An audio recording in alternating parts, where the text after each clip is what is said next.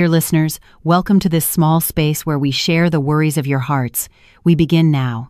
Did you believe, dear listeners, that faith in a husband you've loved deeply for 5 years, a man you were proud of for his impeccable perfection, could crumble in an instant over a single photograph? I didn't. I thought my life was like a piece of classical music with a sweet melody. However, it wasn't until the night of our fateful 5th wedding anniversary that I realized, in a state of shock, that this music was actually a pantomime filled with deceit, and I was the only actor who hadn't received the script. That night, when I sent a single text message, I didn't know that in 10 minutes, not only my marriage but also the reputations of 2 prominent families would be reduced to ashes in front of a hotel room door. The soft melody of a violin echoing from the Summit, a restaurant perched atop a skyscraper in the heart of New York City, didn't reach my heart at all. In front of me, a dinner for 2 was perfectly arranged, a vase of red roses, 2 wine glasses gleaming in the candlelight, and a prime, dry-aged steak still steaming. Everything was perfect, except for the absence of one person. The man I had loved, dedicating 5 years of my youth to him, my husband Ethan, wasn't there. He had told me a sudden business trip to Chicago had come up, an important contract that couldn't be postponed. He called me with a voice thick with apology and guilt, promising to make it up to me as soon as he returned.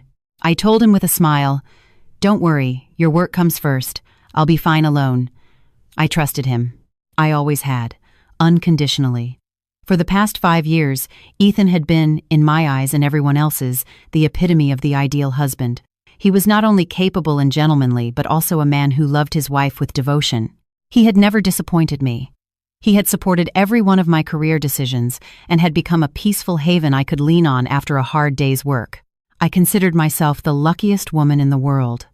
I lifted my wine glass slightly, ready to take a solitary sip to commemorate this special, albeit incomplete, day. Just then, the phone resting on the table vibrated silently. It was a message from my one and only best friend, Chloe. I thought it would simply be a congratulatory message for our anniversary, so I opened it, but it wasn't. My heart sank like a stone. On the screen, there was no text, but a photograph, a very clear image. The background was the lavish lobby of the Grand Elysian Hotel, one of the most expensive places in the city. It wasn't Chicago, and the subject of the photo, a man with his back to the camera, but I could never mistake that height, that build. The designer suit I had picked out for him myself last week. It was my husband, Ethan. But he wasn't alone. His hand, the same one that had held mine just this morning, whispering promises, was wrapped around another woman's waist. A young, beautiful woman wearing an emerald silk dress I remembered seeing in a fashion magazine. They were standing very close, the woman's head resting gently on his shoulder. In Ethan's hand was a hotel room keycard, and she was smiling, a radiant, triumphant, and provocative smile. The world around me seemed to shatter, the sound of the violin, the laughter of people, the clinking of glasses in the restaurant. It all suddenly became distant, humming as if from another world. I couldn't hear anything anymore, only the sound of my heart breaking into 1,000 pieces. I struggled to breathe. A pain shot through my chest, as if someone were stabbing me with something sharp. A business trip to Chicago, an important contract. It was all a shameless lie. He was right here in Manhattan, checking into a 5-star hotel with another woman, on the night of our 5th wedding anniversary, no less. The pain hit me like a tsunami, washing away all my rationality. Hot, bitter tears began to well up. What had I done wrong? For the past 5 years, I had given my body and soul to this marriage. I had even turned down a promotion to director of the London branch to spend more time with him, and I had trusted him blindly. And the reward was this cruel and devastating betrayal. My hands were trembling so much I nearly dropped my phone. I took a deep breath, trying to wipe away the tears blurring my vision. I zoomed in on the photo to get a closer look at the woman's face, and then an emotion even more terrible than pain washed over me. I recognized her. I had seen her on the cover of a business magazine. It was Victoria Montgomery, the daughter-in-law of Catherine Davenport, the president of the Davenport Corporation. Yes, that Catherine Davenport, known in the business world as the matriarch of Wall Street, famous for her rigor and for valuing her family's reputation above all else. Victoria had been married to Mrs. Davenport's only son for 2 years. The news of their wedding had dominated the papers at the time, and now she was here, in my husband's arms, a married woman having an affair with a married man. This was no longer a simple case of adultery. It was a bombshell that could destroy the reputations of two families. And in that precise moment, a cold, audacious idea crossed my mind. The pain inside me suddenly vanished, replaced by an extreme fury and a steely determination. Ethan, if you want to play for high stakes, I'll play with you. But the loser will definitely not be me. My hands were no longer shaking. My fingers moved swiftly across the screen. It wasn't difficult to find Catherine Davenport's personal contact through my professional network. I took a deep breath, feeling my chest turn as cold as ice. I opened a new message and wrote a brief, polite line, but one sufficient to cause an earthquake. Dear Mrs. Davenport, good evening. This is Emily, Ethan's wife. Might I ask if your daughter-in-law, Mrs. Victoria Montgomery, is currently at the Grand Elysian Hotel for work purposes? I only ask because my husband also told me he had an important meeting there, in room 2109. I just wanted to be sure. Thank you. I reread the message. A bitter smile formed on my lips. Room 2109. The number a private investigator I had secretly hired had sent me along with this photo just a few minutes ago. There was no need to make a scene or storm the hotel. For someone like Catherine Davenport, a small doubt, this tiny spark, was enough for her to burn down the whole forest herself. I hit send. The message was gone. Now, all I had to do was sit here, finish my wine, and wait. I knew that. Given her character, Mrs. Davenport wouldn't call me to verify the facts. She would go there in person, and from her Upper East Side home to the Grand Elysian Hotel, it took exactly 10 minutes. 10 minutes for the greatest show to begin. 10 minutes that would end everything. Dear listeners, how will this play unfold? What cruel truths lie in wait behind the door? If this story has touched your heart, don't forget to subscribe to the channel and activate notifications so you don't miss the dramatic conclusion that's about to come. Your subscription is a great support for us to continue telling deeper, more meaningful stories. 10 minutes. Such a short span of time, yet for me, it felt like a century. I remained motionless in the red velvet upholstered chair, the wine glass still in my hand. The flickering flame of the candle cast my shadow on the wall behind me, a solitary, desolate shadow amidst this luxurious and romantic space. I wasn't crying anymore. The tears seemed to have dried up, and terrifying emptiness taking their place. In my mind, only images of the past swirled, fragments of sweet memories that, until a few minutes ago, I cherished like treasure. Now, those memories replayed like a slow-motion film, and each frame was like a blade cutting even deeper into my already shattered heart. How could I have been so foolish? How could I have been so blind? For the past 5 years, Ethan had built a perfect paradise without a single flaw, a paradise where I believed I would live forever. I still vividly remember the day we met. It was at a mutual friend's birthday party. Back then, I was a recent graduate, a clumsy and shy junior marketing employee. He, on the other hand, was already a sales director at a large corporation, mature, elegant, and with an irresistible charm.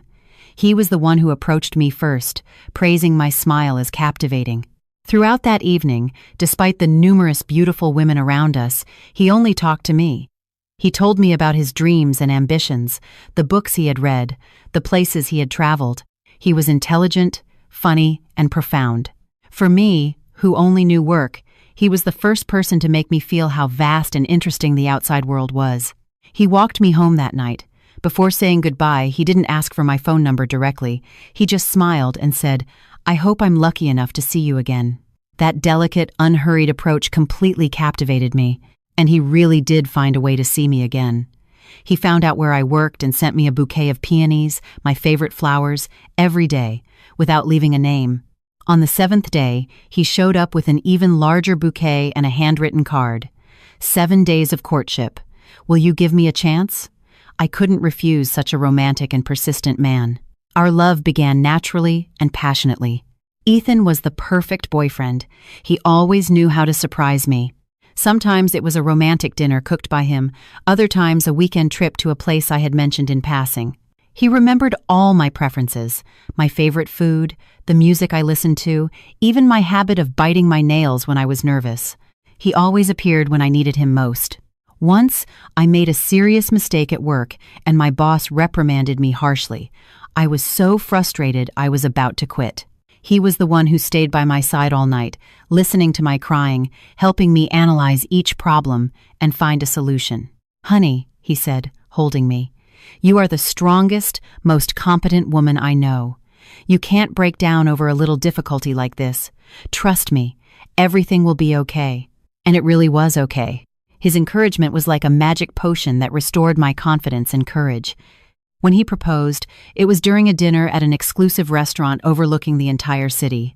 He had prepared everything: flowers, candles, and even a band playing my favorite music. He got down on one knee, offered me a sparkling diamond ring, and said, "Emily, marry me. I can't promise you the richest life in the world, but I promise you the most peaceful and happy one. I will always be the man who supports and protects you." In that moment, I cried with happiness. I nodded, without a second of hesitation. I believed I had found the man of my life. Our marriage was even sweeter than our courtship. Ethan was not just my husband, but also my friend and soulmate. We shared everything, from the small things of daily life to the big plans for the future. He was always proud of me. Every time I had a success at work, he was happier than anyone.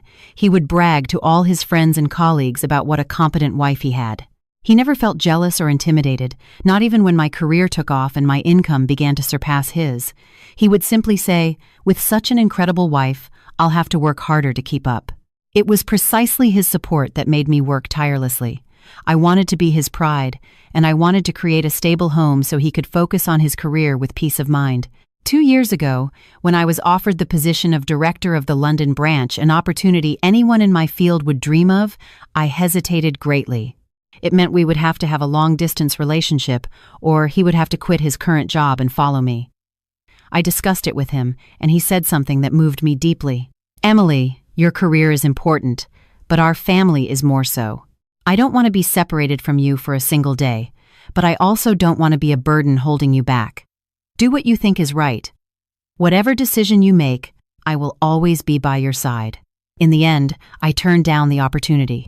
I chose my family. I chose to be by his side every day. At that moment, I didn't regret it at all. I thought no career could compare to the happiness of home. Now, looking back, I realize how stupid I was. Perhaps that was what he wanted. He didn't want me to get too far, to escape his control. He needed me here, in New York, to continue playing the role of the perfect wife in his play. Even my mother-in-law, Patricia, was an indispensable part of that perfect play. She was a retired school principal, with a kind and gentle demeanor. From the first day I came to her house as a daughter-in-law, she treated me like her own daughter. She was never demanding or meddled in our private affairs. Whenever Ethan and I had a small argument, she would always mediate and take my side. "Ethan, a man needs to know when to yield to his wife. Your wife works hard all day. You need to take care of her a bit when she comes home," she would often say. She also used to bring us nutritious food, insisting that I should take care of my health. I truly considered her my own mother and held her in the highest respect and love. I thought I was so lucky to have a wonderful husband and a caring mother-in-law, a perfect home, a perfect love. It was all too perfect, so perfect it seemed fake. The wine glass in my hand had grown cold. I set it on the table, the crystal hitting the marble with a sharp clack. That sound brought me back to cruel reality. The paradise I had lived in for the past 5 years was nothing more than a gilded cage built on lies. And I, a naive canary, had been happily singing inside that cage, knowing nothing. I looked at the photo on my phone again, saw Ethan's smile, Victoria's smile. I suddenly felt nauseous. All those sweet memories had turned bitter. Every promise, every loving gesture had become a clumsy performance. I believed that paradise would last forever, but I didn't know that right under my feet, hell had begun to show its first cracks a long time ago. Looking back over the last 6 months, I realized how clueless I had been.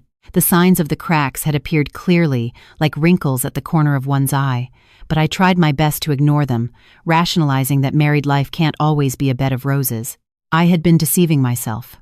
Or, to be more precise, I had allowed the perfection created by Ethan to hide everything. The first crack began about 6 months ago with his increasingly frequent and sudden business trips. Ethan was a head of sales, and travel was common, but before, he always gave me a week's or even a month's notice. We would pack his suitcases together. I would iron each of his shirts and run all sorts of errands for him. However, lately, his trips had become more abrupt and secretive. "Honey, I have to go to Miami urgently tomorrow. An important partner from the US just arrived." He would usually tell me this late at night when I was already getting ready for bed. It barely gave me time to iron a couple of shirts, and without being able to ask him more, he would leave the next morning before dawn. These trips repeated with increasing frequency. Sometimes it was Miami, other times Chicago, and even some provincial city I had never heard of.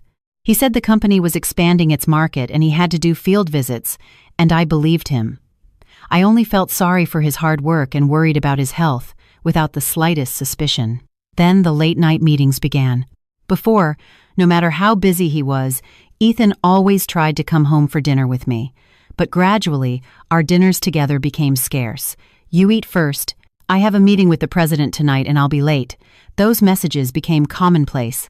I would sit alone at the table with a cold dinner, comforting myself with the thought that he was working hard for his career, for our future together. Some nights, I would fall asleep on the sofa waiting for him. He would return smelling of alcohol and an unfamiliar perfume. He would vaguely explain that he had been entertaining clients and would quickly get into the shower. I once scolded him for drinking too much, telling him to think about his health.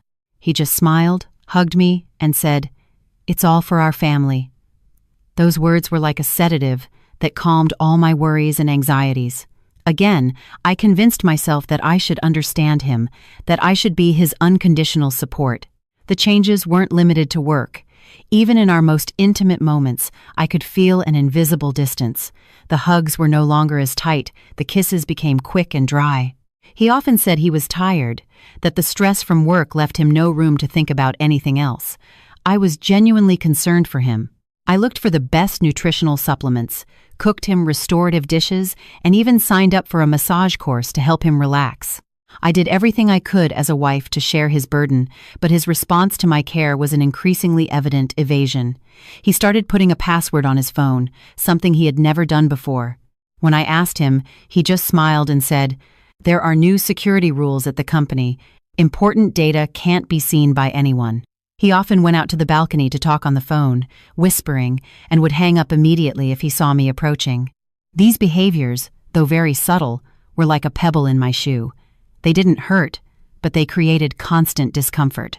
The peak of suspicion came about 2 months ago, on a Saturday afternoon. It was my birthday.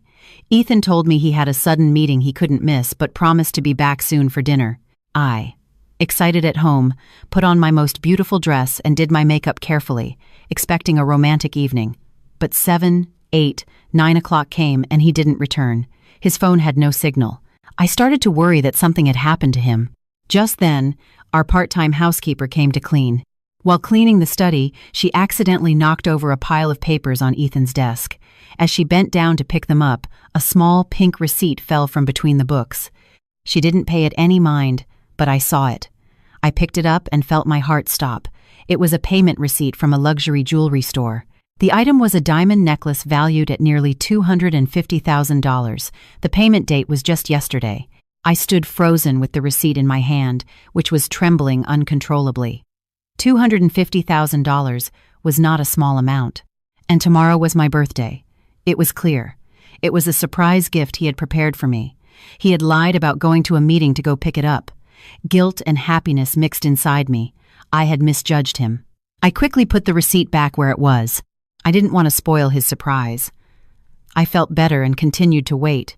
But 10, 11, midnight came, and he didn't return. He came back at almost 1 inch the morning, completely drunk and with no gift in his hands. He staggered to the bedroom, collapsed on the bed, and fell asleep. The next morning, upon waking, he hugged me and wouldn't stop apologizing. He said the partner the night before had forced him to drink too much, and he couldn't refuse. He promised to make it up to me with another wonderful dinner. He didn't mention the necklace at all. And on my birthday, I received nothing more than a late apology. Where had that necklace gone? That question haunted my mind for days. I searched the whole house, in his study, but found no trace of it. I considered hundreds of hypotheses. Maybe he had returned it, or given it to someone else. No, it couldn't be. Ethan wasn't like that. I tried to dismiss those terrible thoughts. I tried to trust him, but the seed of doubt, once planted, germinates in silence. It takes root in the deepest part of the heart and waits for the day to grow like a poisonous weed. I lived the next 2 months in that agony. I became more sensitive, more observant. I started noticing his clumsy lies, the contradictions in his schedules. But every time I tried to confront him, seeing his warm smile and loving gaze, I couldn't. I was afraid that if I dug deeper, I would discover a truth I couldn't bear. I chose silence, to believe in the false paradise he had painted. Until tonight, when that photo arrived, I realized how wrong I was. That necklace was probably on that woman's neck, Victoria Montgomery's, like a war trophy, like proof, mocking my stupidity. Dear listeners, isn't it true that when we're in love, we often turn a blind eye to the painful truth? If you've ever experienced the pain of betrayed trust, press the like button to send your empathy and comfort to our protagonist. Your support will be a great strength for her to become stronger on the path that awaits her. The $250,000 receipt was like a ghost that haunted my mind, giving me no moment of peace. It turned my dreams into nightmares. In my dreams, I saw Ethan putting that necklace on another woman, a woman with a blurry face I couldn't recognize. They laughed and talked happily while I watched them from the darkness far away. I would wake up with my back drenched in sweat. Beside me, Ethan was still sleeping soundly, his breathing regular. Seeing his handsome face in the lamplight, I would ask myself again, is this man really cheating on me? Or is this all because I'm too sensitive and suspicious? I spent a week with a broken heart. I became withdrawn, often lost in my thoughts. Whenever Ethan showed concern and asked me what was wrong, I felt confused, not knowing whether to be happy or wary. My change, of course, did not go unnoticed by my mother-in-law, Patricia. One Saturday afternoon, she came to the house with a pot of homemade chicken soup, saying it was for my recovery. "You've been looking very pale lately, Emily," she said, setting the pot on the table and looking at me with eyes full of concern. "Is something wrong? Tell me." Seeing the sincere concern in her eyes, I felt the defensive barrier I had built with so much effort crumble in an instant. I was too tired of wrestling with this suspicion alone.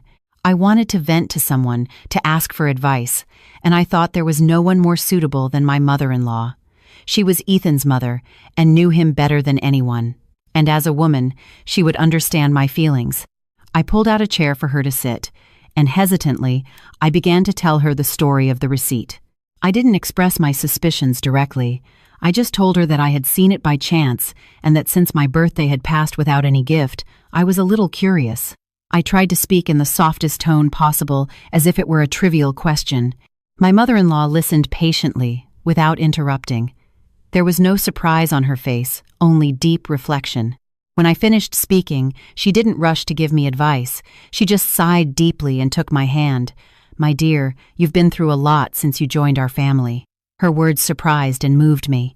It was the first time she acknowledged my suffering.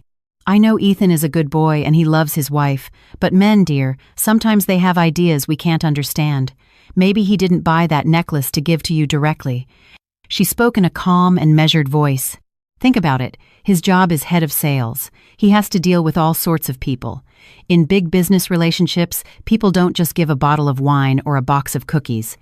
Sometimes an expensive gift for a partner's wife can bring in a contract worth hundreds, thousands of times more. It's an investment, a way of socializing in the business world. If Ethan didn't tell you, it was probably so you wouldn't get the wrong idea, for fear you wouldn't understand." Each of her words was like a stream of cool water, slowly extinguishing the flames of suspicion burning in my heart. It's true. Why hadn't I thought of that possibility? I also work in marketing. I know the importance of building relationships. A gift for a partner's wife sounds a bit strange, but in the complex world of business, anything can happen. Her explanation was perfectly reasonable. It resolved all the doubts in my mind. Seeing me relax, my mother-in-law continued in an even softer voice. "I'm not defending my son, but at my age, I'm not wrong in judging people. Ethan truly loves you. The way he looks at you can't be hidden. You are a good wife, smart, beautiful, and capable. He would have to be crazy to look for another woman. Don't spoil your marriage by suspecting something silly. Men don't like it at all when their wives distrust them. Understood? Listen to me and act as if you know nothing. And you'll see, when the time is right, he will either explain it to you himself or bring you a much more valuable gift. She even told me a story of her own. She said my father-in-law also went through a period where he left early and came back late, and it wasn't clear where the money was going. She also suspected and suffered, but in the end, she chose to believe. Later, she found out her husband had been secretly saving to buy a piece of land to surprise her. Sometimes a woman's silence and trust are the most powerful weapons, my dear, she concluded. Her story was like a potent tranquilizer that completely broke down all my defenses. I felt very ashamed. I had doubted a good husband like Ethan, and almost ruined my happy marriage because of my suspicions. I had been so wrong. I looked at my mother-in-law and felt a gratitude that came from the bottom of my heart. Mom, I understand now. Thank you. If it weren't for you, I wouldn't know what to do. She smiled kindly and patted my head like a child. Silly girl, you're my daughter-in-law. If I don't take care of you, who will I take care of? Now, stop thinking about nonsense. Try the soup I brought. I simmered it all morning. Eat this and get your strength back to be the beautiful, cheerful girl you were before. Ethan will worry if he sees you like this when he comes back. I took a spoonful of the hot soup. The sweet, smooth taste of herbs and chicken spread through my mouth. My heart warmed up again. All the doubts, all the anxiety seemed to disappear. With such a caring and understanding mother-in-law, what more could I worry about? I promised myself, from now on, I would never doubt Ethan again. I would trust him blindly and be the kindest, most understanding wife so he could focus on his career with peace of mind. Patricia's performance completely convinced me, and I myself extinguished the last ember of caution. I didn't know that this sweet comfort was actually a poison seeping slowly into my mind, blinding me so that the fall, when the truth came out, would be even more painful. My mother-in-law's comfort was like a summer downpour that washed away all the dark clouds from my heart. I felt light and at peace. I reprimanded myself for being too sensitive and endangering my marriage over a simple receipt. I decided to forget the matter and go back to being the cheerful wife who trusted her husband. I tidied the house, put out fresh flowers, and prepared a magnificent dinner with Ethan's favorite dishes. I wanted to make up for being cold to him the past few days, but perhaps once a person harbors a doubt, it's hard to fully trust again. Rationally, I was convinced by my mother-in-law's words, but deep in my subconscious, the image of the receipt and Ethan's absence on my birthday night were still like a small thorn that pricked me from time to time. That night, Ethan came home. Seeing my radiant appearance and the splendid table, he seemed very surprised. "Did something good happen today, honey?" he said in a sweet voice, hugging me from behind. I turned around with a wide smile. "Nothing. I just felt I hadn't treated you well these past few days and wanted to make it up to you." We had dinner amidst laughter and conversation, as we hadn't done in a long time. But as the night wore on and we were alone in the bedroom, the small thorn in my heart began to grow again. I was in his arms, but I couldn't fall asleep. The question about the necklace was spinning in my head. Should I ask him? My mother-in-law had told me to keep quiet, but I felt that if I didn't ask, I would never be at peace. Curiosity and the longing to know the truth finally won. I shifted slightly and lifted my head to look at him. "Ethan, can I ask you something, but promise you won't get mad?" He stroked my hair and said in a soft voice, "What's so serious? Ask away. When have I ever been mad at you?" I hesitated for a moment and then mustered my courage. "On my birthday, I happened to see a receipt for a jewelry purchase in your study." As soon as I finished speaking, I felt his body tense slightly. Although it was a very subtle reaction, in the silence of the night, I noticed it clearly. But he concealed his emotion very quickly. He let out a forced laugh, a laugh with a hint of nervousness. "Ah, you saw it, and I had hidden it so well. You really don't miss a thing," he said in a playful, reproachful tone. "So, you really bought it for me?" I asked, hope filling my heart. "And who else would it be for, silly?" He gently pinched my nose. But why didn't you give it to me that day?" He sighed and put on a sad expression. "I wanted to give you a big surprise." I had planned to take you to a special place after a romantic dinner to give you the gift. But suddenly, the meeting came up, and the client held me back and made me drink until I passed out. When I got home, you were already asleep. The next day, when I woke up, I saw you weren't in a good mood, and I felt so guilty that I thought this gift no longer made sense. I was going to find another good occasion to give it to you, but you beat me to it. You spoiled my surprise. His explanation sounded completely reasonable, and all the details fit perfectly. He even expressed disappointment and guilt on his face. I started to think I had been wrong. "I'm sorry," I whispered. "I shouldn't have doubted you." "It's okay." He held me tighter. "It's my fault for not being by your side on your birthday, but you've disappointed me too. Why don't you trust me? In the last 5 years, have I ever done anything to make you doubt?" His question was like a knife twisting in the wound. It's true. In the last 5 years, he had never failed me, and I had doubted him. I was so wrong. I messed up. "Don't be mad anymore, okay?" I said in a coaxing voice, rubbing my head against his chest. "It won't happen again." "I'm not mad," he said in a cheerier voice. "But since you spoiled my surprise, you'll get a punishment now." He started to tickle me, and I couldn't stop laughing. The room was once again filled with laughter. All the doubts, all the tension seemed to dissipate. I fell completely for his performance, for his perfect explanation. The next morning, when I woke up, Ethan had already left for work. On my pillow was a dark blue velvet box. I opened the box excitedly, and inside was a sparkling diamond necklace. It was the one. Next to it, a handwritten note said, "For my beautiful and suspicious wife, I love you." I put on the necklace and smiled happily. I felt like a fool. I had almost lost my happiness because of my own imagination. I promised myself this would be the last time. From now on, I would never again let stupid doubts affect our love. I didn't know that this necklace, this surprise gift, was just a prop in his play. He hadn't prepared it to give to me, but to deal with the situation in case I found out. He had foreseen everything. He had calculated every step. My questioning, far from unmasking him, only served to further consolidate my trust and give him the opportunity to more deeply play his role as the perfect husband. I lost resoundingly in the game. I tried to turn around, and that magnificent deception left me completely disarmed. So when the truth, even crueler, was later revealed, I had no strength left to resist. I walked deeper, of my own accord, into the trap he had so carefully laid, a sweet but deadly trap. After the failed interrogation and Ethan's surprise gift, I completely discarded all my doubts. Our life returned to its sweet rhythm, even with more passion than before. Ethan seemed to feel guilty for having missed my birthday. He spent more time with me. He often took me out to dinner or to the movies. He voluntarily reduced his social engagements and came home earlier. I, immersed in happiness, believed that this small storm had made our love even stronger. I bragged to Chloe about my attentive husband and the brilliant diamond necklace I wore around my neck. She just smiled, a somewhat forced smile, but at that moment I didn't notice. "If you're happy, that's what matters." It was the only thing she said. I was too blinded by love to notice anything strange in my friend's attitude.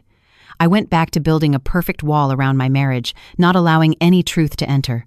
But a needle in a haystack always comes out. The truth, no matter how much it is hidden, always finds a way to come to light. And usually, at the moment we least expect it.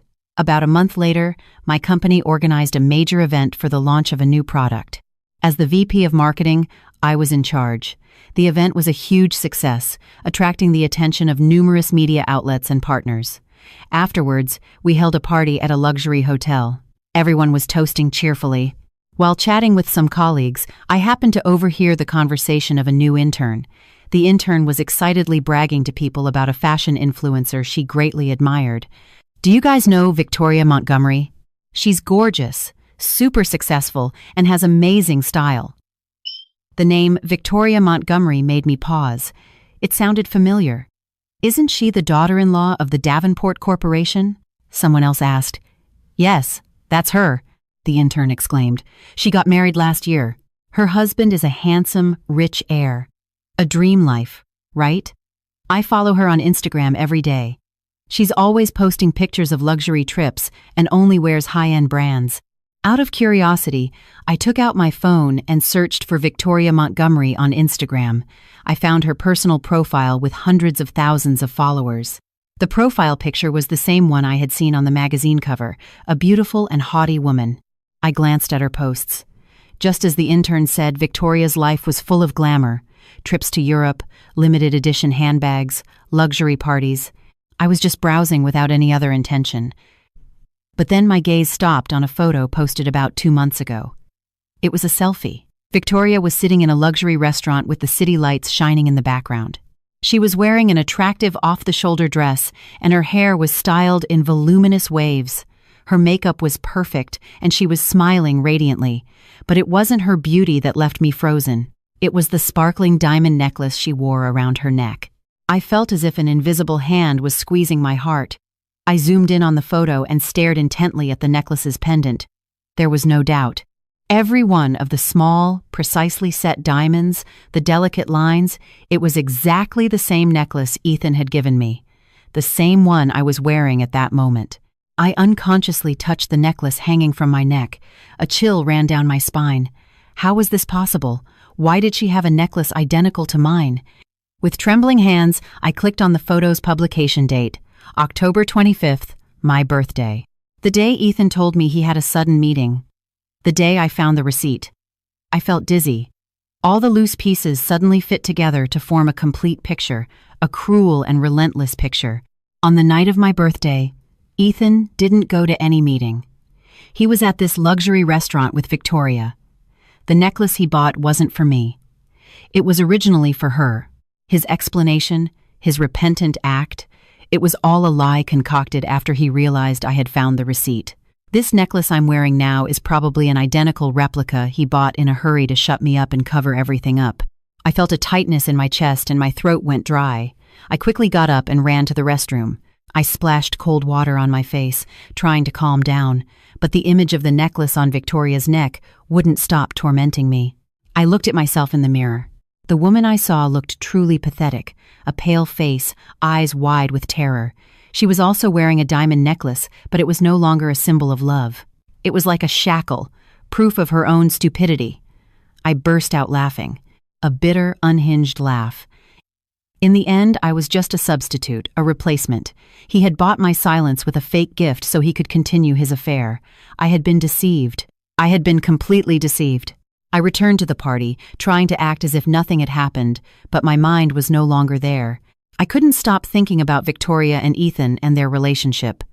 Why Victoria? A woman who had everything, fame, money, a millionaire husband. Why did she have to be the other woman? And Ethan, what did he gain from this relationship? Daring to have an affair with the daughter-in-law of someone as powerful as Catherine Davenport, wasn't he afraid of the consequences? 1,000 questions arose in my head, and I knew that this time I couldn't stay silent. I couldn't keep deceiving myself. I had to find out the truth. I had to find out, at any cost, what was happening behind my back. The sweet play was about to end, and this time, I wouldn't be just a naive spectator. I would be the one to rip open the fake velvet curtain myself. Has a coincidence so suspicious ever appeared in your life that it made your hair stand on end? Share this story with your most trusted friend and see for yourselves that sometimes a woman's intuition is never wrong. The euphoria from the alcohol and professional success quickly dissipated, leaving only the bitter taste of cruel truth. I returned home like a sleepwalker. This luxurious apartment, once cozy and warm, now seemed like a huge stage decorated with falsehoods. Ethan hadn't returned yet, and I had no desire to wait for him. I went straight to the bedroom, took the necklace off my neck, and threw it into a corner of the jewelry box. I never wanted to see it again. Every time I saw it, I felt a sense of humiliation. I lay on the bed, staring at the ceiling with my eyes open. Sleep had completely abandoned me. In my head, only images of Ethan and Victoria, the identical necklaces, and the face of my mother-in-law, Patricia, with her kind smile and sweet words of comfort, swirled around. I'm not wrong in judging people. Ethan truly loves you. Her words echoed in my ears. Did he really love me? Would a man who truly loves his wife buy the same gift for another woman? Would a man who truly loves his wife lie so skillfully? Or was my mother-in-law also lying? A terrible thought crossed my mind. No, it couldn't be. Although she was Ethan's mother, she had always treated me well and taken my side. She had no reason to deceive me. Perhaps she didn't know anything either and, like me, was being deceived by Ethan. I tried to cling to that thought like a castaway to a piece of rotten wood. I wanted to believe I wasn't completely alone in this fight. I didn't want to believe that all the people I loved and trusted had turned their backs on me. But the truth is often crueler than we can imagine, and it came 2 days after that fateful night, on a Monday afternoon. That day, I took the afternoon off, using the excuse that I wasn't feeling well. I wanted to be alone in the tranquility of my home to sort out my confused thoughts. Around 3 inches the afternoon, while I was trying to read a book on the balcony without being able to concentrate, the doorbell rang. I looked at the intercom and saw it was my mother-in-law. She had come unannounced. A whirlwind of emotions seized me. On one hand, I wanted to see her, to vent and ask for advice, but on the other, I was afraid to face her, afraid that if I told her the truth about the second necklace, she wouldn't believe me, or worse, that she would try to protect her son again.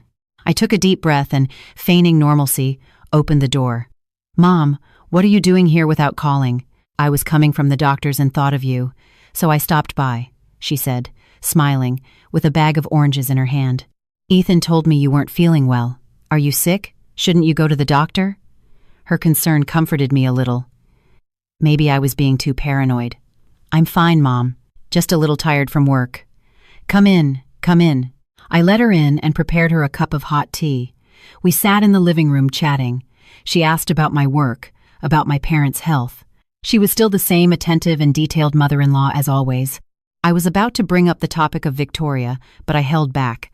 I didn't want to worry her or shatter the image of the perfect son she had in her eyes. Just then, Patricia's phone rang. She looked at the screen and smiled at me. "It must be Ethan. I'm sure he's calling to see how you are." She answered the phone with a voice full of love. "Hello, son. It's Mom." After exchanging a few words, she suddenly stood up and went to the balcony. I assumed it was so as not to disturb me. "I'm going to talk somewhere quieter," she said. The glass door to the balcony wasn't closed properly, but slightly ajar. I was sitting in the living room, but I could vaguely hear her conversation. At first, I had no intention of listening, but a few of her words caught my attention. "I think she's suspicious again lately. Yes, she's been in a bad mood for a few days. Don't worry, Mom can handle this. You just focus on your work. Yes, be careful with that, Victoria. Her family isn't just anyone, so be careful you don't get caught." "Yes, understood. I'll try to talk to her. Emily trusts me blindly. She believes anything I tell her. I have to go. I'm at her house. If I talk too long, she'll get suspicious." Each of her words was like a hammer blow to my head. My ears were ringing, and I felt my blood run cold. I sat motionless in the chair, unable to believe what I had just heard. Emily trusts me blindly. She believes anything I tell her. So, that was it. That was it. Her concern, her comfort, it was all an act to calm me down and cover up her son's sins. Not only did she know about Ethan's affair, but she was his accomplice, his helper in the cover-up. This shock was 1,000 times greater and more painful than when I discovered Ethan had another woman. The person I respected as my own mother, whom I trusted with all my heart, was the one stabbing me in the back. I felt sick. Love, family, affection, everything I believed in was a farce. I was living in a den of wolves, amidst a family of professional scammers. Together, they had woven a perfect web, and I was the stupid prey who had walked right into it. My mother-in-law finished the call and came back in with a kind smile. "Ethan is very worried about you. He told me to stay for dinner and keep you company." She continued speaking in a sweet voice, as if nothing had happened. I lifted my head and looked at her. In my eyes, there was no longer respect or love, only a terrifying coldness. Without a word, I stood up silently and walked to the door. "Where are you going, Emily?" she asked, a little surprised. "I'm going out for a moment," I replied in a dry voice. I couldn't stay in this house for another second. I couldn't breathe the same air as this hypocritical woman. I had to leave. I had to leave to recover and prepare for war. A war I couldn't afford to lose. I ran out of the apartment like a fugitive. I didn't know where I was going. I just knew I had to escape from there, from that suffocating space filled with lies and betrayal. I drove aimlessly through the busy streets of New York. The tears started to flow again, but this time, they were not tears of pain, but of anger and resentment. They had deceived me. They had both deceived me, mother and son. They had treated me like a fool, like a puppet they could manipulate at will. Their performance was so perfect, so elaborate. They had taken advantage of my love and trust to turn me into a tool for their dirty purposes. I thought I was strong and intelligent, but against their cunning, I was nothing more than a naive child. I parked at a cafe by the roadside and sat alone at a secluded table. I had to calm down. I had to think. Crying and suffering now would solve nothing. I had cried enough. Now it was time to act. My mistake had been to remain silent, to try to believe blindly. My mistake had been to think I could face this alone and discover the truth. Now I realized I couldn't be alone in this war. I wasn't just facing an unfaithful husband, but a whole family of scammers. They were in cahoots, they had a plan, and they wouldn't hesitate to use any means to protect their interests. I needed allies. I needed thorough preparation. I had to go from being the prey to being the hunter. The first person that came to my mind was my best friend, Chloe. She was the one who sent me that fateful photo. Maybe she already knew something before but hadn't dared to tell me directly. I dialed Chloe's number. On the other end, she answered almost instantly, as if she had been waiting for this call for a long time. "Emily, are you okay?" Her voice was full of concern. "No, Chloe, I'm not okay at all. Can you come? I need you." Half an hour later, Chloe arrived. Seeing my pitiful state, she hugged me tightly without a word. Her hug was incredibly warm, like a firm support when I was about to collapse. I told her everything, from the necklace, to my mother-in-law's comfort, to the call I had just overheard. Chloe listened patiently, and in her eyes there was anger and resentment. "I suspected it for a long time, Emily," Chloe said when I finished telling her everything. "Your husband, Ethan, is not as simple as you think. I've seen him several times with that Victoria in very discreet places. I wanted to tell you, but I was afraid you wouldn't believe me, that I would break up your family. I had hired a detective to follow him for a week. The photo from the other day is just a small part." Chloe opened her phone and showed me other photos. Ethan and Victoria entering a hotel hand in hand, kissing and hugging in a car. Each photo was like a knife twisting deeper into my heart. "And your mother-in-law too," Chloe continued. "She also seemed a bit strange to me, too good, too attentive to be a real mother-in-law." I suspected she was acting. And now it's all clear. They are accomplices. "So what do I do now?" I asked with a helpless voice. "Divorce him." "Of course, you have to divorce him," Chloe said firmly. "But not just any divorce. You've sacrificed for 5 years. You can't leave with empty hands. They have to pay for it, for the lies, for the betrayal, and for your tears." "But how? I have no more proof than these few photos." "Of course you do," Chloe scoffed. "Have you forgotten who you are? You're a VP of marketing.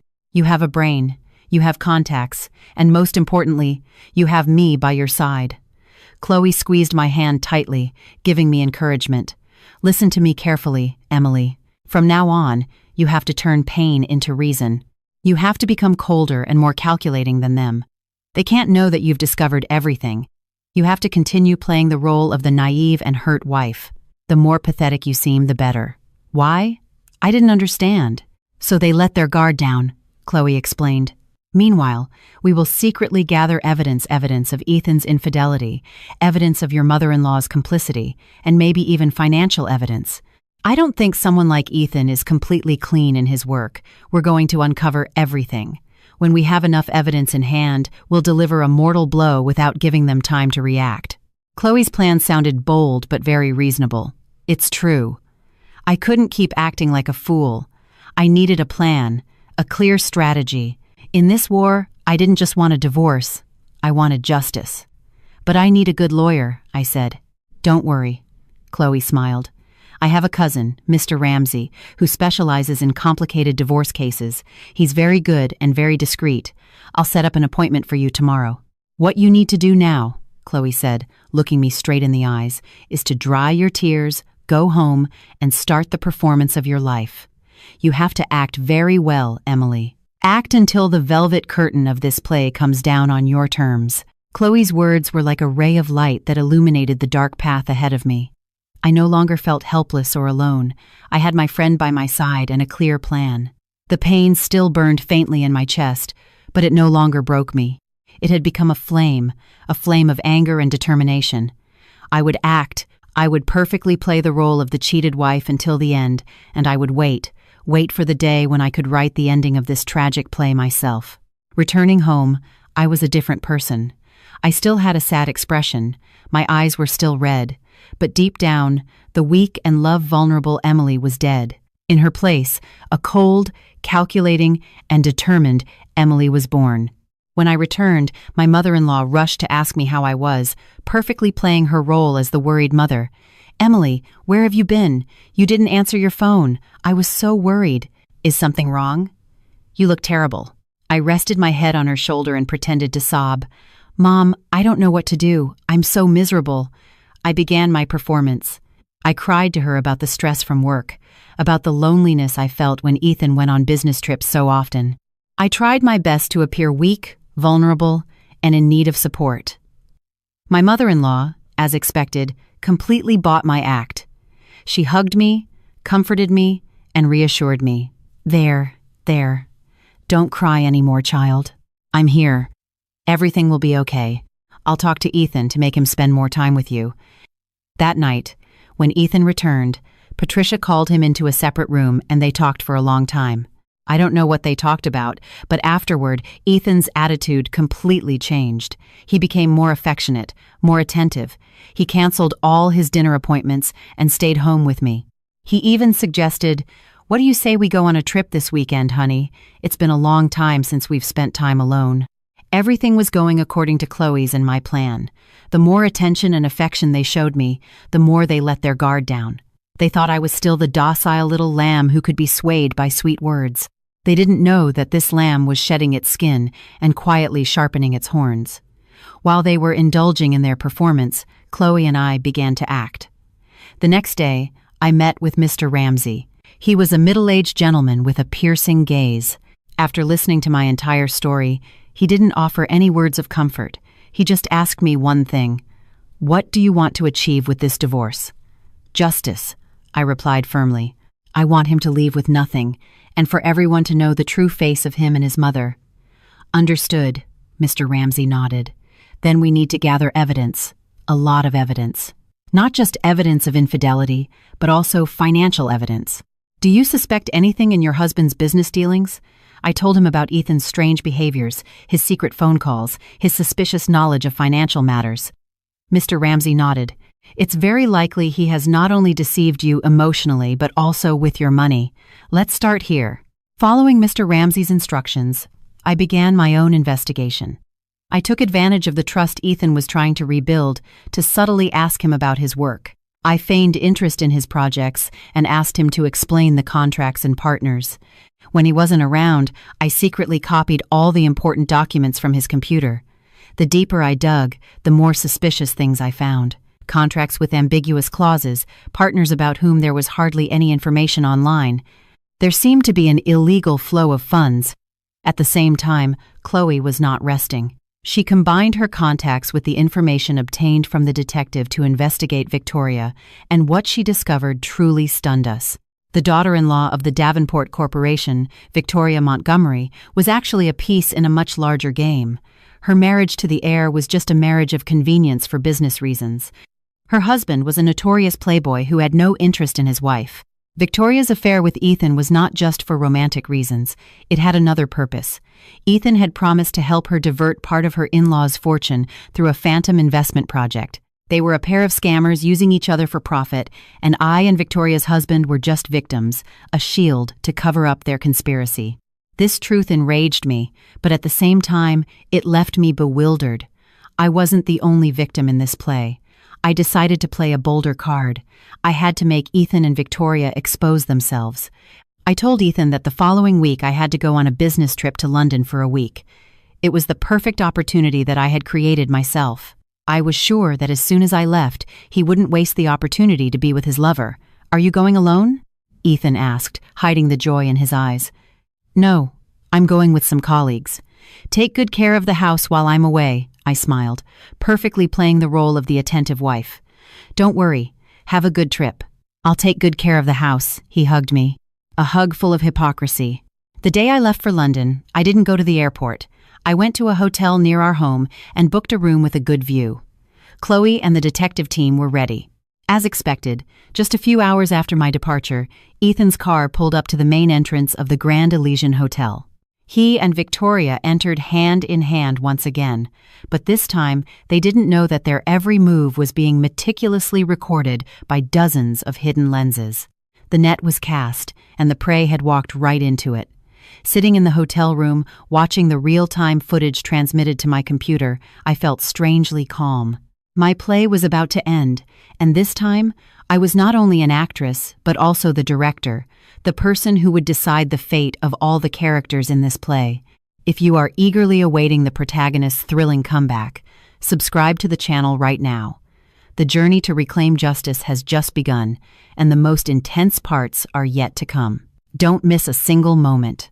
The hotel room I was staying in instantly became a small command center.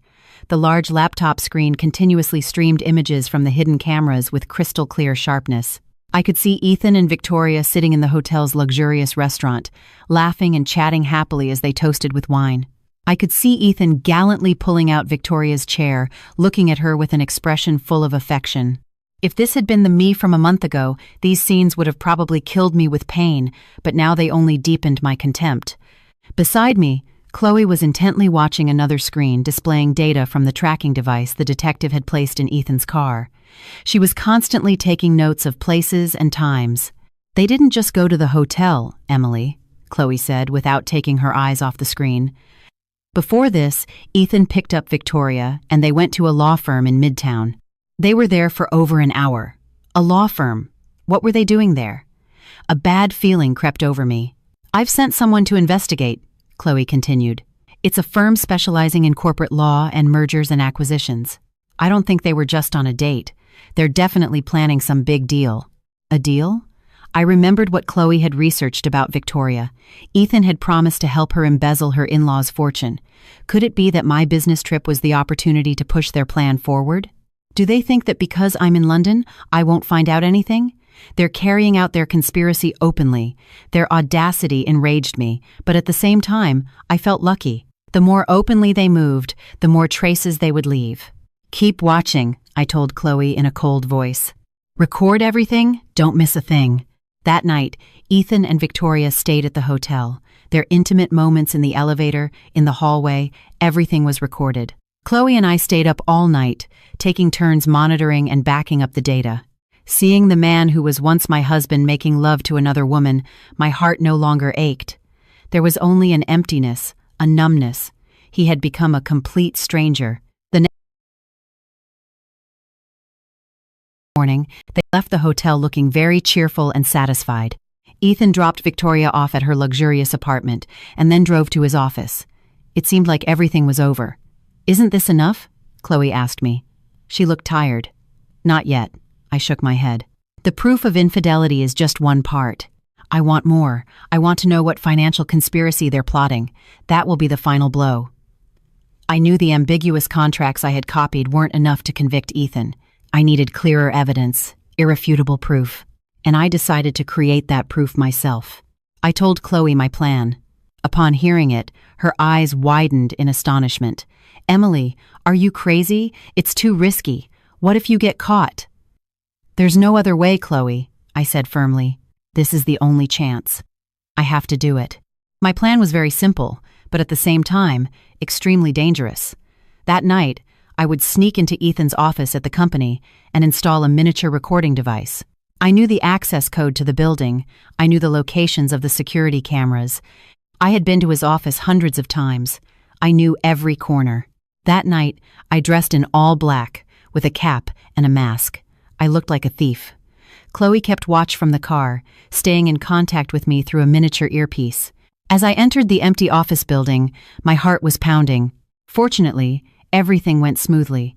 I disabled the hallway cameras and slipped into Ethan's office. The office was dark, with only the light from the buildings opposite filtering through. The scent of his cologne still lingered faintly in the air. A fragrance I once loved, but now only made me nauseous. I quickly went to his desk and placed the recording device in a discreet spot under the table. Just as I was about to leave, I happened to see a file on the desk. He had probably forgotten to put it away in the filing cabinet. Out of curiosity, I turned on my phone's flashlight and shone it on the file. The words on the cover made me freeze. Davenport Corporation Real Estate Investment Project, Proposal for Share Transfer. Davenport Corporation, Victoria's in-laws company. With trembling hands, I opened the file. Inside was an elaborate and complex plan to establish a subsidiary company and transfer a significant portion of the shares from Victoria's husband's company to a new company owned by Ethan and Victoria through complex sale and purchase transactions. This was it. This was their conspiracy. They were preparing to divert assets from the Davenport Corporation, and seeing the plan's timeline, everything was being accelerated to coincide with my business trip. I quickly photographed every important page of the document with my phone. Just then, I heard footsteps in the hallway outside. My heart was about to burst. Chloe also shouted through the earpiece, "Someone's coming, hide quickly!" I quickly turned off the flashlight and hid behind a large filing cabinet. The office door opened, and the light from the hallway flooded the room. I saw a man's shadow. It was Ethan. Why was he back at the office at this hour? I held my breath, motionless. He came in and turned on the light. He seemed to be looking for something. He went straight to the desk and picked up the file I had just been looking at. I screamed inwardly, "It's over. He'll notice the file has been moved." But no, he just glanced at it and put it in his briefcase. He had probably come back for it. He turned off the light and left the office. I waited for his footsteps to fade away before I could breathe again. It was a close call. I left the building, trembling, and returned to the car where Chloe was waiting. She hugged me tightly. "You almost gave me a heart attack." "I got something more important than the recorder, Chloe," I said, my voice still shaky. I showed her the photos I had just taken. Chloe saw the plan, and her face turned pale. My God, these people are playing for keeps. This isn't just about infidelity anymore. It's organized fraud and embezzlement. With this evidence, Ethan won't just get a divorce with empty hands. He'll rot in jail. I looked at my phone's screen, at their elaborate and cruel plan.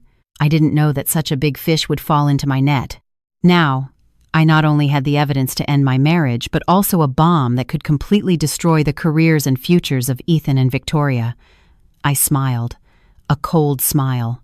On this chessboard, my victory was assured. After a week of my business trip to London, I returned.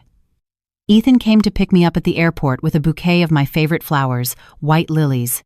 He hugged me tightly, perfectly playing the role of a husband who missed his wife. "You're finally back. I missed you." Seeing his smile and affectionate gaze, I only felt infinite disgust. I also responded with the smile I had practiced countless times in front of the mirror. "I missed you too." Our play continued, but this time, I knew the end was near. I pretended to be tired from the trip and said I needed a few days to rest. During that time, Mr. Ramsey and I finalized all the last preparations. All the evidence I had collected, the photos of the affair, the audio files, and the Davenport Corporation embezzlement plan, was organized into a perfect dossier. Mr. Ramsey said, "With this evidence, we will not only win the divorce case, but we can also file a criminal complaint. He will have no escape." I knew it was time to bring down the curtain, but I didn't want a simple ending. I wanted a memorable play with all the main actors present. And I chose the stage for my final act, the very same night it all began, the night of our 5th wedding anniversary. I returned to the present, sitting at the Summit restaurant.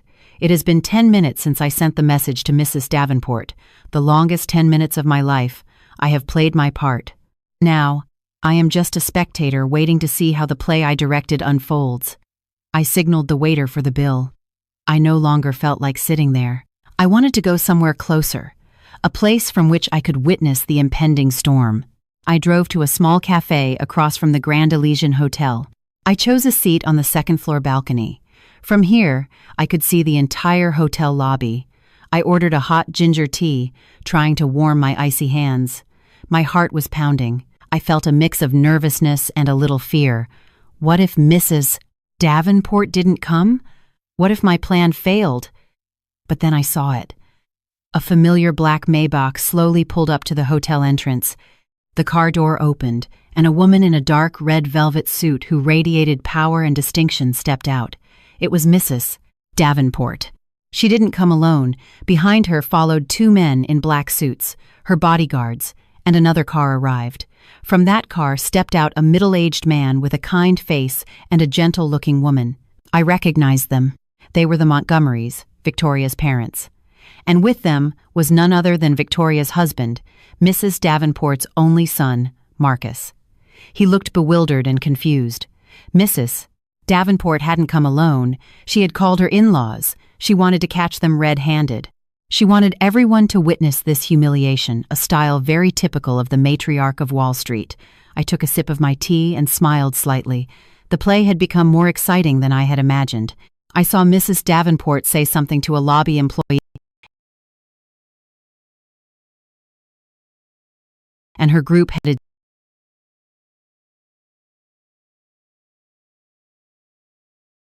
for the elevators. They had gotten the room number, 2109. My heart began to beat faster. This is it. The bomb is about to go off. I couldn't just sit there. I paid quickly, went downstairs, and found a discreet spot in the hotel lobby from where I could hear and see everything. I wanted to witness their downfall with my own eyes. I hid behind a large pillar and held my breath, waiting. About 5 minutes later, I heard a commotion coming from the elevators. Mrs. Davenport's group came out, and they all had murderous expressions. They headed straight to the end of the hallway where room 2109 was. Mrs. Davenport didn't knock. She signaled one of her bodyguards. He opened the lock with a master key. The room door burst open, and Victoria's sharp scream was heard, followed by Mrs. Davenport's furious shout. "Shameless hussy! How dare you tarnish our family's name?" A sharp sound was heard. Slap. Probably a slap, and then the sound of furniture breaking. Victoria's sobs and pleas, her husband's roar. "Ethan, you bastard! How dare you seduce my wife?" Everything turned into chaos. Guests from the adjoining rooms started to peek out their doors. Some hotel security guards rushed over, but seeing Mrs. Davenport's presence, no one dared to intervene. I watched silently from a distance. I didn't feel any satisfaction, just a strange emptiness. This was the end they deserved, but seeing the chaos, I suddenly felt tired. I turned to leave, but then I heard Ethan's voice, a voice full of fear and cowardice. "It's not my fault. It was her. She seduced me. I'm just a victim." Those words ignited the last spark within me. A victim. He dares to call himself a victim? No, I can't leave. This play cannot end without my character making an appearance. I took a deep breath. I came out of my hiding place and walked directly towards room 2109, where the gates of hell were opening. I walked down the hotel's red-carpeted hallway. Each step was firm and determined. The sound of my heels against the floor echoed, "Talk, talk," as if fate's hammer was striking the doors of their hell. All eyes were on room 2109, from which shouts, insults, and cries continued to pour out. No one noticed my arrival. I passed through the curious crowd, past the bewildered security guards, and walked calmly. I stopped at the very threshold, where the entire tragedy was unfolding in its rawest form. The scene inside was far more chaotic than I had imagined. Victoria, the haughty woman I had seen on Instagram, now had disheveled hair. Her expensive silk dress was wrinkled, and on one of her cheeks was a sharp red mark of 5 fingers. She was kneeling at Mrs. Davenport's feet, crying and begging. "Mother, Mother, forgive me. I was wrong. I know I was wrong." Mrs. Davenport stood like a statue of ice, with no emotion on her face, but her eyes burned with the flames of fury. Victoria's parents were in a corner, their faces as pale as wax, not daring to lift their heads in shame. Victoria's husband, Marcus, had Ethan by the collar and was pushing him against the wall. His face was red with anger. "You bastard! I thought of you as a brother, and you dare to stab me in the back." My perfect husband, Ethan, now looked truly pathetic. His elegant suit was wrinkled, his tie askew, and his face was white with terror. He didn't dare to resist, only stammered, "Marcus, it's a misunderstanding. She really seduced me. I'm a victim." His cowardly words echoed again, clear and shameless. It was then that I opened my mouth. My voice wasn't loud, but it was clear enough to silence all the chaotic sounds in the room. A victim? Ethan? Are you really sure you're a victim? Everyone in the room turned to look at me in unison. My sudden appearance surprised them all. Ethan saw me, and his eyes widened. The terror in them was much greater than when Marcus had him by the collar. He would never have imagined I would be here. Emily, what are you doing here?" he stammered. "Mrs. Davenport also saw me, and her sharp gaze narrowed to examine me. She was probably wondering who I was and why I had appeared at this moment. "It doesn't matter who I am," I said. My gaze went directly to Mrs. Davenport and then back to Ethan. "What's important is that I don't think Ethan is a victim, because a victim wouldn't have time to devise a meticulous plan to divert the assets of two families." My words were like a second bomb that exploded in the middle of the room. "That's right," I replied calmly. I entered the room and approached a small table where Ethan's briefcase was haphazardly thrown. I opened the briefcase and took out a file, the same file I had photographed in his office.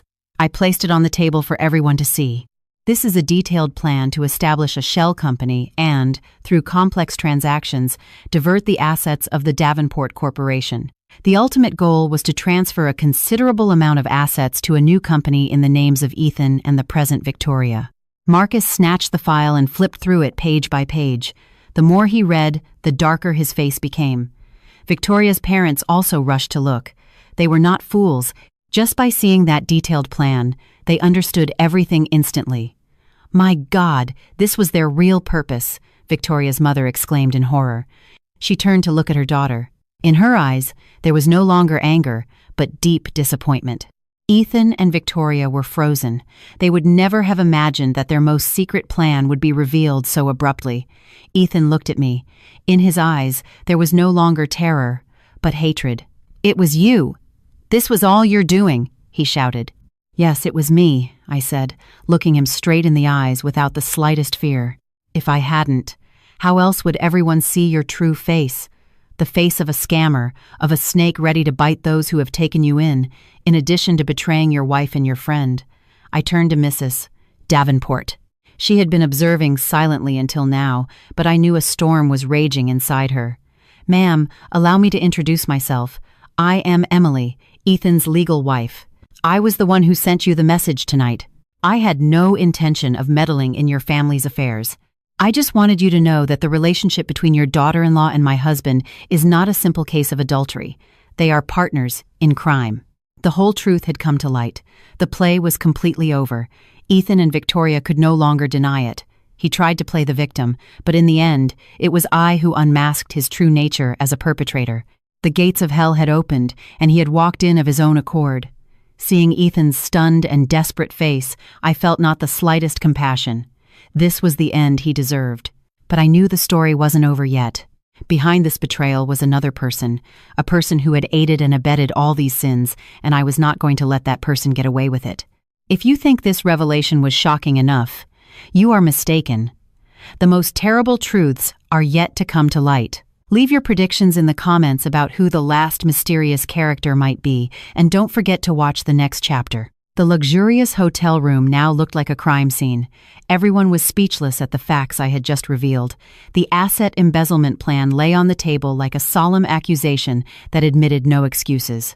Ethan and Victoria stood like convicts awaiting sentencing. Their faces were as pale as wax, and their former confidence and arrogance had vanished, leaving only fear and despair. Marcus, after reading the documents, could no longer maintain his composure. He didn't hit Ethan again, but turned to his wife. In his eyes, there was no longer anger, but deep disgust and contempt. "Victoria, I never thought you were this kind of person. You not only betrayed me, but you tried to ruin my entire family. You don't deserve to be my wife or the daughter-in-law of my family," he said in an icy voice. Victoria's parents were so ashamed they couldn't look at anyone. They just bowed their heads and quietly apologized to Mrs. Davenport and her family. But Mrs. Davenport didn't even glance at them. Her iron gaze was now fixed on one person. Me. She approached me. Her piercing gaze seemed to go through my soul. "Miss, you are very intelligent and brave," she said in a deep, restrained voice. "Thank you for revealing the truth. My family is in your debt." I just nodded slightly. I hadn't done this for them to owe me anything.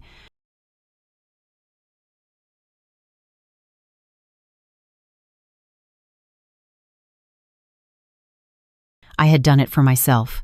But I have a question, Mrs. Davenport continued. Why did you act now? With this evidence, you could have sunk your husband a long time ago. Her question was the one everyone in the room wanted to know. I took a deep breath, turned to look at Ethan, and then directed my gaze towards another woman trembling hidden by the door. It was my mother-in-law, Patricia. She had arrived.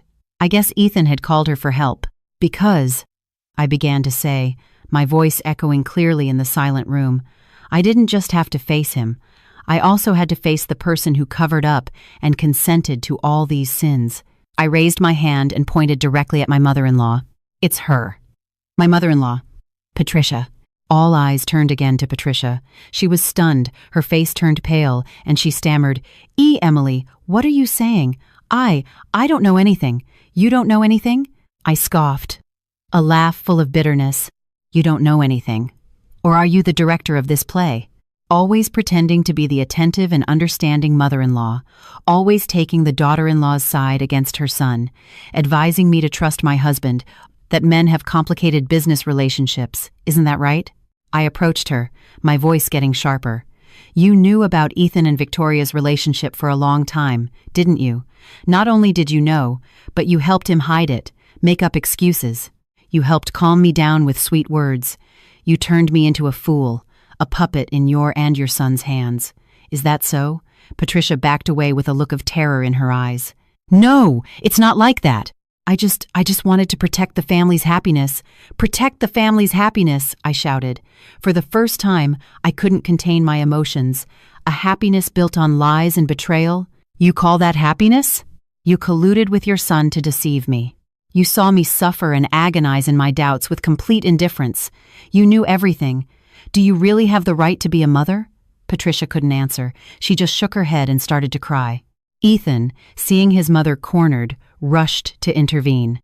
Emily, that's enough. Mom is not to blame. It's all my fault. If you have something to say it to me. You? I looked at him with contempt. You have nothing more to say, do you? A coward who until the last moment tries to hide behind his mother. You are a perfect pair, mother and son. One cunning, the other weak. Since you created this play together, now face the ending together. I turned to Mrs. Davenport. She had been silently observing our family drama. Ma'am, do you understand now why I had to go this far? I had no other choice. If I hadn't saved myself, I probably would have lived the rest of my life in their lies. Mrs. Davenport nodded. Her eyes were full of contempt for Patricia. Understood. I didn't know such hypocritical and evil people existed in the world. She ordered her bodyguard to call the police. I'm going to report these two for fraud and embezzlement. I will not stand by. Upon hearing the word police, mother and son completely broke down. Patricia collapsed to the floor, crying inconsolably. Ethan knelt and crawled towards me, grabbing my skirt. Emily, please forgive me. Forgive my mother and me. Just this once. I'll do whatever you want. I'll divorce you. I'll give you half of my assets, but please don't call the police, please. I looked at the man kneeling at my feet, the man I once loved with all my heart. I felt no emotion in my heart.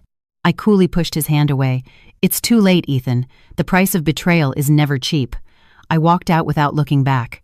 Behind me, the cries, pleas, and the shouts of the police mingled, creating a chaotic music that marked the end of a long play full of lies. I left the hotel and took a deep breath of the fresh New York night air. I had done it. I had ended the play of my life with my own hands. It was all over, and a new life awaited me. The storm passed, leaving only ashes. The scandal at the Grand Elysian Hotel was a bomb that exploded across all media and social networks. The photos of Ethan and Victoria caught red-handed. My revelation, the arrival of the police, everything was recorded by curious guests and spread in an instant. The reputations of two families, my former in-laws and Victoria's, completely collapsed. They went from being envied families to the laughingstock of the world. The consequences came faster than I had imagined. Living up to her nickname, the matriarch of Wall Street, Mrs. Davenport acted decisively and mercilessly. The next day, she filed for divorce on behalf of her son. Victoria was kicked out of her in-laws' house with only the clothes on her back. Her parents also paid a high price for their daughter's complicity. The Davenport Corporation broke all business contracts with their company, and they found themselves on the brink of bankruptcy. Victoria, the young woman who lived in luxury, the fashion influencer with hundreds of thousands of followers, lost everything in an instant. Career, family, reputation, it all vanished like smoke. And the end for my family, or rather, my former in-laws, was not much different. With the irrefutable evidence I provided and Victoria's confession, who confessed everything to get a reduced sentence, Ethan and his mother were charged by the police with fraud and embezzlement. They tried every means to get off, but under the pressure of public opinion and Mrs. Davenport's firmness, no one helped them. The apartment we lived in, the bank accounts, all assets in Ethan's name were frozen for the investigation. Patricia, who had always pretended to be kind and distinguished, now faced justice in the twilight of her life, and Ethan's future was completely ruined. I felt no satisfaction at their downfall, only tiredness and emptiness. The war was over. I was the victor. But why did this victory have such a bitter taste? I had paid for this victory with 5 years of my youth, my love, and my trust. I left the apartment we lived in and moved back to my parents' house. My parents didn't blame me for anything. They just quietly supported me, cooked my favorite food, and took care of me. The warmth of family helped me heal my wounds. The divorce from Ethan was processed quickly. With the clear evidence of infidelity and fraud, the court completely sided with me. I was able to keep all my personal assets and received a considerable compensation for emotional damages. On the day of the trial, I met Ethan again. He seemed to have aged 10 years. His hair was gray and his eyes were sunken. His former confident, gentlemanly appearance was completely gone. He looked at me. In his eyes, there was no longer hatred, but a late regret. But I said nothing. I walked past him as if he were a stranger. All the bitterness between us was truly over. I started a new life. I didn't go back to my old company. I decided to become an entrepreneur and founded my own communications agency. I wanted to use my experience and talent to build a new career without depending on anyone. Chloe, who had witnessed the entire process of my story, quit her job and decided to join me. I don't want to work for liars anymore. I want to create a place with you where authenticity and talent are respected, she said. We started from scratch, but with determination and constant effort, our company gradually grew. The initial small successes brought back the joy and confidence I had lost a long time ago. One afternoon, sitting in our new office, looking out at the vibrant cityscape, I received a call from an unknown number. "Hello, is this Emily?" The voice on the other end of the phone was somewhat familiar. "Yes, this is she." "I'm sorry, who is this?" "It's Marcus, Victoria's ex-husband." I was surprised. Why was he calling me? "If you have time, I'd like to invite you for a coffee. I have something to tell you." I hesitated for a moment and then accepted. I was also curious to know what he wanted to say. We met at a quiet cafe. He looked tired, but his gaze was much more serene. He told me about his life after the incident. He and Victoria had officially divorced. His mother, Mrs. Davenport, was very disappointed and shocked. "I called you today," he said, "to apologize and to thank you."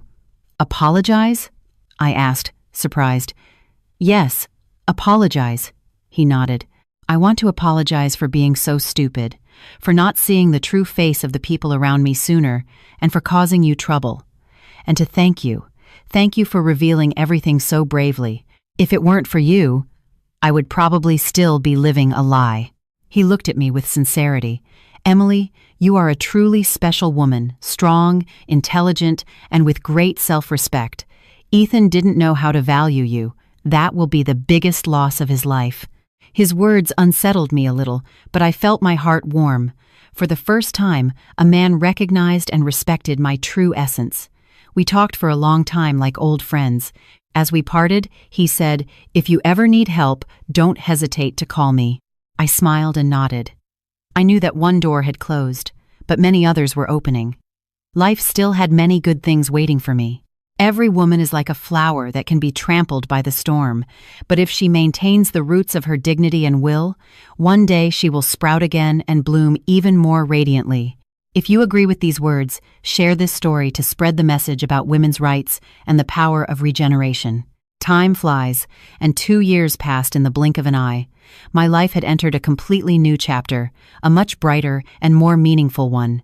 My and Chloe's communications agency, which started in a small office with a few employees, had become one of the most prominent firms in the industry. We carried out numerous successful campaigns for major brands, earning a solid reputation and prestige. I was no longer the weak and love-vulnerable Emily of the past. The business world had made me tough and decisive, but it had not made me lose my sensitivity and delicacy as a woman.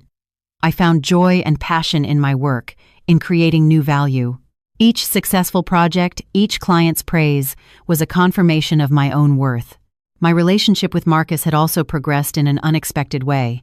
After that meeting at the cafe, we stayed in touch as friends. He often asked about my work and gave me useful advice. He also told me about his life, about the pressure of running a large corporation after his mother retired. We found in each other the empathy and understanding of those who have gone through a wound together. Gradually, from friendship, another feeling blossomed between us, a natural and sincere feeling. He was not a romantic man like Ethan. He didn't say sweet things, but by his side, I always felt a complete calm and confidence. He respected me, valued my talent, and always supported me in pursuing my dreams. This love was not as passionate and blind as the previous one, but it was more mature, deep, and solid. One autumn afternoon, at the same restaurant, The Summit, where I once spent my anniversary night alone in tears, Marcus proposed to me. There were no flowers or candles. He simply took my hand and said, "Emily, over these 2 years, you have taught me what a strong and wonderful woman is. I don't promise you a paradise. You have already created your own paradise. I just want the chance to enter that paradise and build a simple and eternal happiness with you. Will you marry me?" I cried, but this time they were tears of complete happiness. I nodded. Our wedding was intimate, with only the closest family and friends. My mother and Mrs. Davenport, 2 powerful women, were now in-laws. They had gone through the storm together, had seen their children grow, and had found an affinity in each other. My life was now truly complete. I had a successful career, a husband who loved and respected me, and a family that always supported me. The painful memories of the past seemed very distant, remaining only as an expensive lesson that had made me value what I had now even more. Sometimes I would hear news of the people from the past. Ethan, after getting out of prison, couldn't regain his position. It is said that he lives a quiet, difficult, and regretful life. Patricia, I learned, had aged a lot and was frail, living alone and isolated. It was said that Victoria had moved to another city to start over, but no one knew exactly how she was living. I no longer hated them. Everyone has to take responsibility for their own decisions. As you sow, so shall you reap. That is the fairest law of life. One Sunday morning, Marcus and I were walking together in the park. The morning sun was gentle, and the air was fresh. He squeezed my hand tightly. "What are you thinking about?" I was thinking. I smiled at him. How curious life is. It took one thing from me, but it gave me other, much more valuable things. That's right. I lost a fake marriage, but I found myself again and found a true love and complete happiness. My story did not end with revenge, but with regeneration. I came out of the darkness into the light, and I know that ahead of me is a long road full of sunshine and flowers. I am ready to write the next happy and brilliant chapters of my life. Dear listeners, thus concludes Emily's journey. We have traveled with her to the extremes of emotions, from the full happiness in a false paradise, through the extreme pain when the velvet curtain of deceit was pulled back, to the euphoria of a thrilling turn of events, and finally, the finding of peace and regeneration.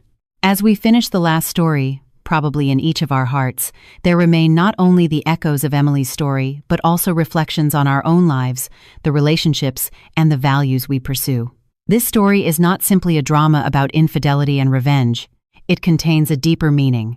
It is an expensive lesson about trust, the value of self-esteem, and the extraordinary strength a woman can display when she is cornered. The first, and perhaps most painful, lesson is the danger of the perfect package. Ethan and his mother created a picture that was too perfect. A husband who loved his wife with devotion, a mother-in-law as attentive as a mother, They offered Emily a paradise, and it was precisely in that sweetness that Emily let her guard down. Doesn't that sound familiar? In life, we often long for perfection, a love without flaws, a family without conflicts. And when we find something, blame ourselves for being too suspicious. Emily's story sends us a strong warning.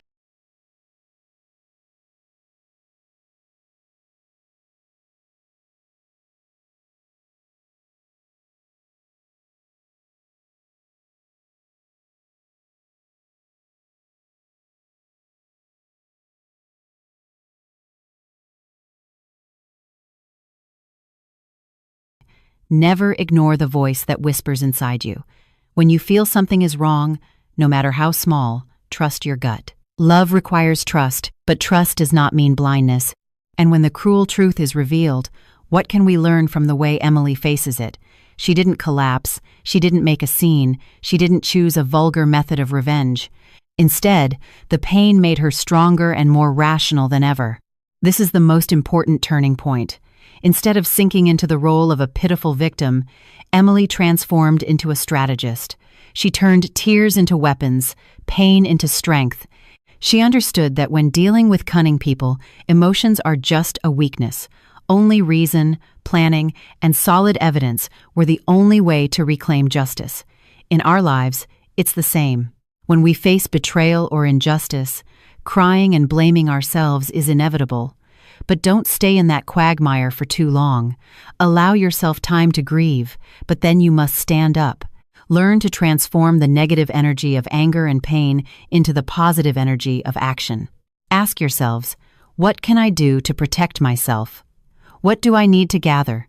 Who can I trust? And who can I ask for help? Emily's journey demonstrates the importance of preparation. She did not act on impulse. She sought out her friend, she sought out a lawyer, she wove her net in silence, gathering evidence one by one, from the photos of infidelity, the audio files, to the elaborate financial fraud plan. She won, not by luck, but because she prepared for her war carefully and meticulously. This gives us a very realistic lesson. In any conflict, from home to society, empty words and emotions are worthless. Only clear evidence, irrefutable facts, can protect your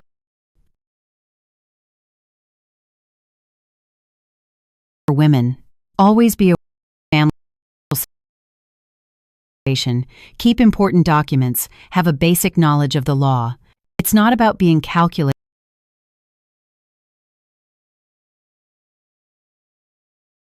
trustful. It's about being smart and protecting yourself. A bright and humane point in this story is that Emily did not let herself be blinded by personal revenge.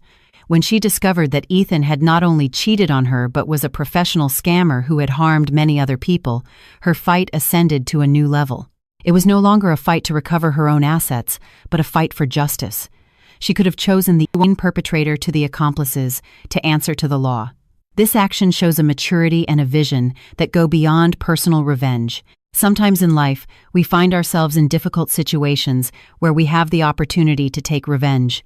But will a momentary revenge bring us true peace, or will it only make our souls feel heavier? Emily's story shows us another path. Fight for justice. When you turn your own struggle into a struggle for a greater, no longer alone. And your victory will not only bring you liberation, but can also be others in the. Finally, 5 years of a broken marriage, love and trust shattered. It was a huge loss, but Emily did not let the past bury her future. She rose from the ashes stronger and more radiant. She built her own career, found a new, more valuable love, and most importantly, turned her pain into a mission by starting her own business to empower herself and others. The sweetest revenge is not to see the enemy suffer, but to live a truly happy and meaningful life that they can never achieve. Emily's story seems to tell us this. There is no eternal pain. If this door closes, another will open. After the rain, the earth hardens. The important thing is whether we have the courage to go through the rain, if we have the faith to wait for the sun. Every woman has an extraordinary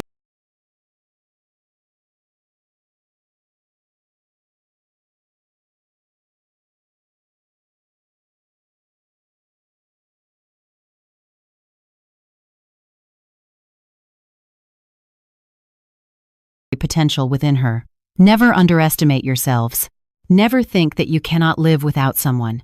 You are your own paradise, and you are the only ones who can decide the happiness of your life. Emily's story has ended, but I believe the lessons we have learned from it will resonate forever.